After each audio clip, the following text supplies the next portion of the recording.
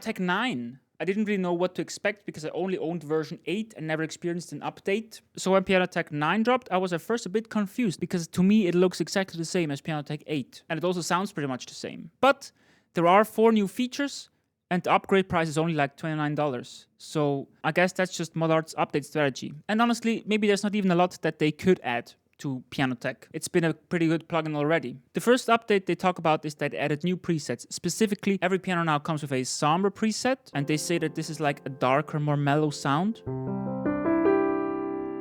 And I do think most of these Sombre presets that I tried, they sound pretty nice.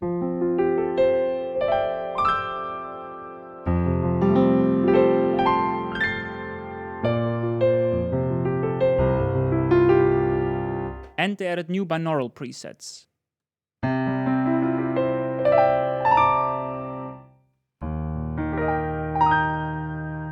Binaural.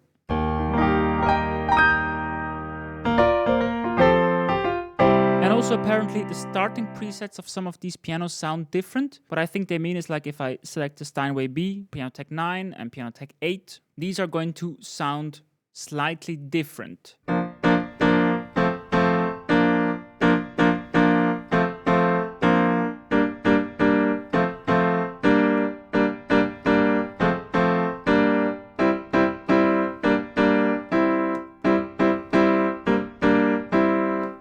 There's definitely a marginal difference. Let's move on to the second new feature. This seems to be the most important one to me. Check out the design menu in Pianoteq 8 versus Pianoteq 9. New, we have a XY pad with this frequency angle.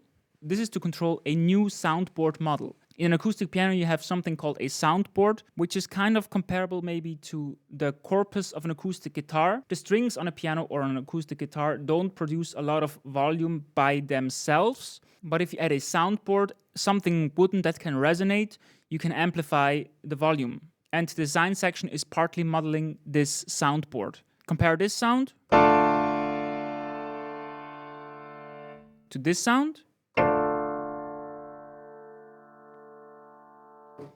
This angle right here doesn't necessarily control the length of a note, but it controls how fast the higher frequencies get faded out. But if we do something like this cutoff of which frequencies get faded out and which ones stay present is more gradual.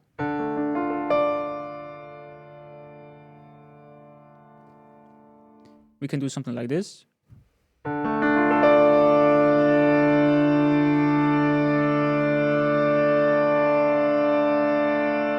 You can get very interesting textures with this. X is the frequency and the Y is the decay length.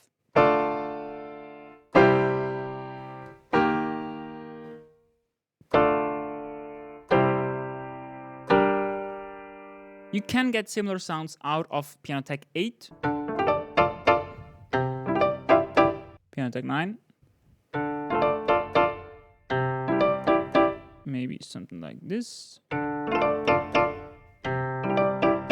I played around with these two a bit. I struggled to match one sound with the other sound, but I also don't really have a preference over Pianoteq 8 or Pianoteq 9's sound if you get away from a natural piano sound. So what I assume is the soundboard approves the realism aspect of the instrument, but if you steer away from the realism, it's going to sound weird or funky anyways. So in that area, I don't know if I can prefer one over the other soundboard model. And since the overall sound between presets of Pianoteq 8 and 9 is so close, to me this seems to be a very minute sonic improvement.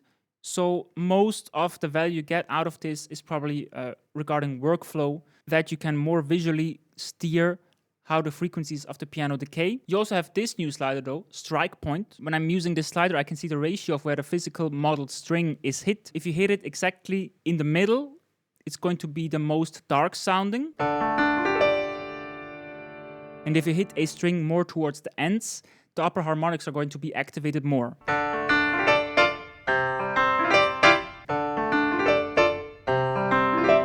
If you click on mics and mix, you'll see a new 8-channel mixer. And here you can select up to 8 different sound sources and mix them together any way you want. And as before, you can, for example, take this C414, which is the yellow highlighted number 7 right here, and you can drag and move it to wherever you want. You also have the ability to mix in a binaural signal with this virtual head.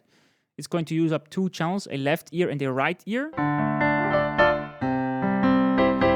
can move it over here.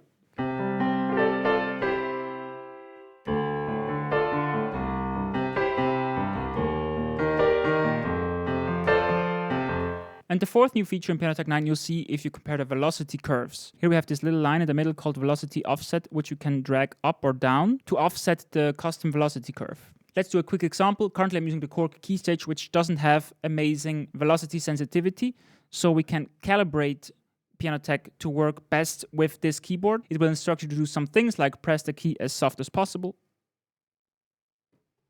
Next, now we play piano.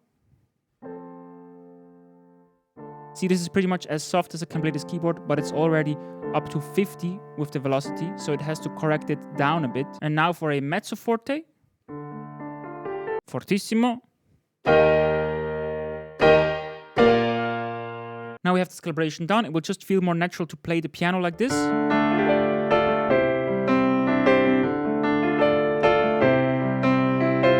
But if we want to trigger harder or softer notes, now we have an easy slider to turn this offset up, and we're going to reach into the forte and fortissimo sound a lot more easily. Or the opposite, and we want to turn the velocity down, and now it's a lot easier to stay in the piano or pianissimo regions.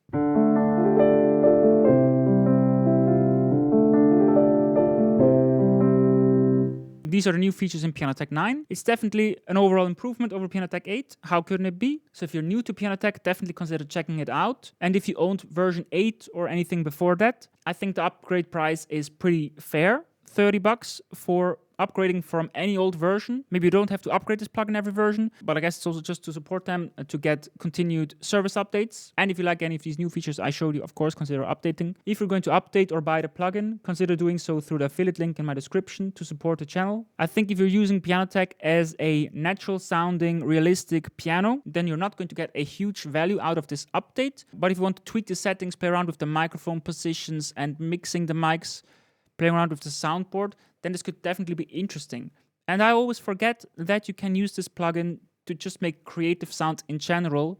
I always go to this for piano sounds, but like start playing around with this die up here, for example. This is going to randomize all the parameters, and I think you can get some really interesting sounds out of this plugin, just like a physical modeling synth, basically.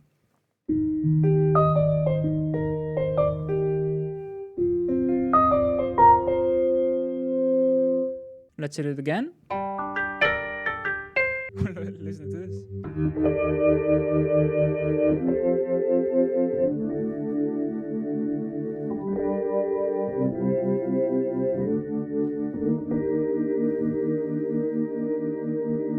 And usually if you click the die, it's going to change up everything massively, but if you right click, the changes are going to be way smaller and you're going to still recognize the bass preset. Right click.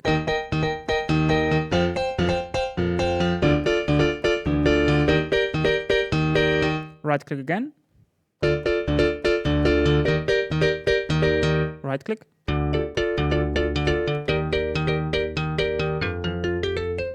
Left click. And that's not a great sound. Anyways, let's do it again. That's a crazy sound.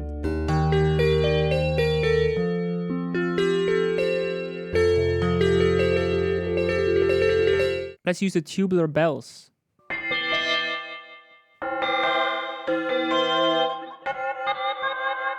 What about the Pianoteq?